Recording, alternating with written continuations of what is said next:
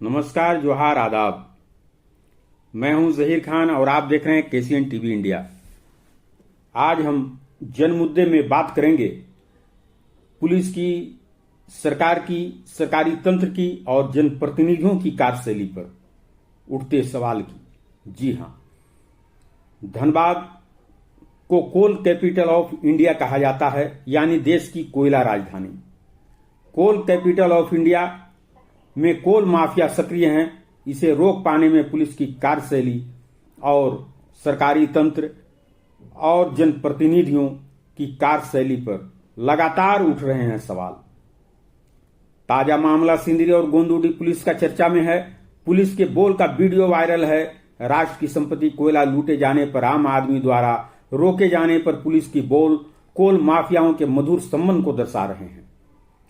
पूरे जिले की स्थिति भयावह है। बेरोक टोक कोयले की लूट मची है। कोयले का अवैध खनन जोरों पर है। कोयला माफियाओं के यहां ईडी की लगातार छापामारी चल रही है, परंतु कोयले का अवैध खनन निर्बाध गति से जारी है। ईडी की कल भी 25 कोयले के धंधेबाजों के यहां छापामारी हुई, परंतु परिणाम सार्थक नहीं निकल रहे। ईडी की भूमिका भी उठ रहे हैं सवाल। आपको बताते चलें कि पिछले दिनों ड्रोन से अवैध खदानों की निगरानी भी की गई, परंतु सार्थक परिणाम सामने नहीं आए। कई क्षेत्रों में अवैध खदानों के मुहाने भी बंद किए गए, परंतु अवैध खदानों की संख्या में निरंतर वृद्धि हो रही है। सीआईएसएफ के जवान जो राष्ट्र की संपत्ति के लिए तैनात हैं, वह भी निष्क्रिय दिख रहे हैं। कुल मिलाकर प्रशासन फेल दिख रहा है और कोयला माफिया पास दिख रहे हैं। आउटसोर्सिंग स्थल से भी कोयले की बड़े पैमाने पर चोरी हो रही है और पत्थरों को मिलाकर भी देश के कल कारखानों में भेजा जा रहा है।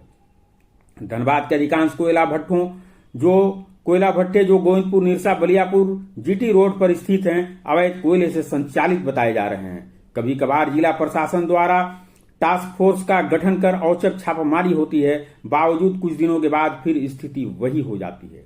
आखिर क्यों, यह एक बड़ा सवाल है। पुलिस की कार्यशैली पर सवाल उठना स्वाभाविक है, क्योंकि अवैध कोयला लदी ट्रकों को रात के अंधेरे में पुलिस पेट्रोलिंग द्वारा अपने अपने थाना क्षेत्रों से पासिंग दिया जाता है। आपको बताते चलें कि इस धंधे का राजनीतिक कनेक्शन भी जुड़ा हुआ है। नीचे से लेकर ऊपर तक जिसके जिम्मे चोरी और अवैध परिवहन रोकने की जिम्मेवारी है, उसी की संलिप्तता दिख रही है, जो चर्चा का विषय बना हुआ रहता है। जनप्रतिनिधि हैं मौन। आखिर क्यों? पब्लिक ने पब्लिक सर्वेंट को राजा बना दिया है, इसलिए खुद नौकर बन बैठे हैं। पुलिस की कार्यशैली पर धनबाद में ही नहीं, पूरे देश भर में सवाल उठ रहे हैं। आपने देखा, छात्र आंदोलन के दौरान बिना आदेश के लाठीचार्ज और AK-47 वाहन ऐसे तत्वों का इस्तेमाल किया गया, जो पूरा देश देखकर स्तब्ध है। और घायल बच्चे जो निहत्थे और शांतिपूर्ण आंदोलन कर रहे थे, वह जीवन और मौत से अस्पतालों में जूझ रहे हैं। छात्र और छात्राओं के साथ किस तरह से बर्ताव किया गया, प्राइवेट पार्टों पर हमला किया गया, यह पुलिस की कार्यशैली पर सवाल उठा रहा है। पुलिस की और सरकार की कार्यशैली पर सवाल उठना लाजमी है। संसद में भी गृह मंत्री यह बताने को तैयार नहीं, विपक्ष के सवालों का जवाब देने को तैयार नहीं कि आखिर पुलिस ने लाठीचार्ज व अन्य हथियारों का उपयोग किसके आदेश पर किया। सिविल में लाठी लेकर वह कौन पुलिस थी जो तैनात थी? साथ ही साथ बिना वर्दी के गुंडों को बुलाकर क्यों पिटवाया गया छात्रों को? सवाल अनेक हैं, पर अपने लोकतंत्र भारत में जवाब नहीं मिल रहा है। यह चिंता का विषय है। अपना देश किस ओर जा रहा है? क्या इस देश के लोग आज भी गुलाम हैं? यह एक बड़ा सवाल है। आज के लिए बस इतना ही।